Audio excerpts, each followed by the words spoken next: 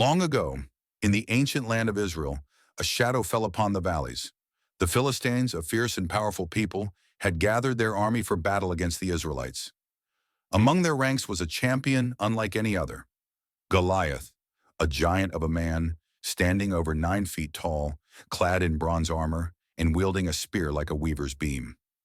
Every morning and evening for 40 days, Goliath would stride out between the two armies, bellowing taunts and challenges, daring any Israelite to face him in single combat. The prize, the losing nation, would become enslaved to the victor. Fear gripped the hearts of the Israelites. King Saul, their towering king, and all his warriors trembled at the sight and sound of Goliath. No one dared to step forward. Meanwhile, in the town of Bethlehem, a young shepherd boy named David was tending his father's sheep. David was the youngest of 8 sons, and small for his age. His elder brothers were soldiers in King Saul's army. One day, David's father Jesse sent him to the battlefield to bring provisions to his brothers and to check on their well-being. As David approached the camp, he heard the familiar taunts of Goliath echoing through the valley. He saw the fear on the faces of the Israelite soldiers.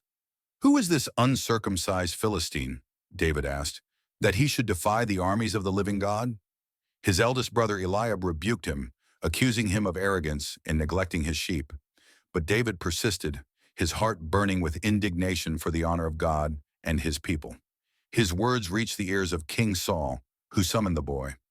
Saul looked at David, a mere youth with rosy cheeks, and scoffed. "You are not able to go out against this Philistine and fight him, for you are but a youth, and he has been a man of war from his youth."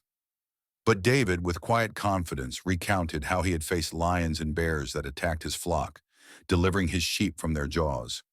"The Lord who delivered me from the paw of the lion and from the paw of the bear will deliver me from the hand of this Philistine." Convinced by David's unwavering faith, Saul relented, offering David his own armor. But the heavy, cumbersome armor was too big for David, and he found he could not move in it. So David took it off. Instead, he chose 5 smooth stones from the stream bed, put them in his shepherd's pouch, and took his trusty slingshot in his hand. With nothing but these humble tools and an unshakable faith in God, David walked out to face the mighty Goliath. Goliath, seeing the youthful, unarmed boy approaching, was enraged.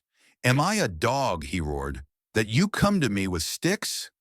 He cursed David by his gods and promised to feed his flesh to the birds of the air and the beasts of the field. But David stood firm. "You come to me with a sword and with a spear and with a javelin, but I come to you in the name of the Lord of hosts, the God of the armies of Israel, whom you have defied. This day the Lord will deliver you into my hand, and I will strike you down and cut off your head, that all the earth may know that there is a God in Israel." As Goliath began to advance, David swiftly ran towards him. He reached into his pouch, took out a stone, placed it in his slingshot, and hurled it with all his might. The stone flew through the air and struck Goliath squarely in his forehead. The giant staggered, then fell face down to the ground, dead. The Philistines, witnessing the impossible, cried out in fear and fled. The Israelites, emboldened by David's victory, rose up with a mighty shout and pursued their enemies, achieving a great triumph that day. David then took Goliath's own sword and cut off the giant's head, bringing it as a trophy to Jerusalem. From that day forward, David, the young shepherd boy, was hailed as a hero. His courageous act, fueled by unwavering faith, became a timeless tale of how the seemingly weak can overcome the mighty when God is on their side.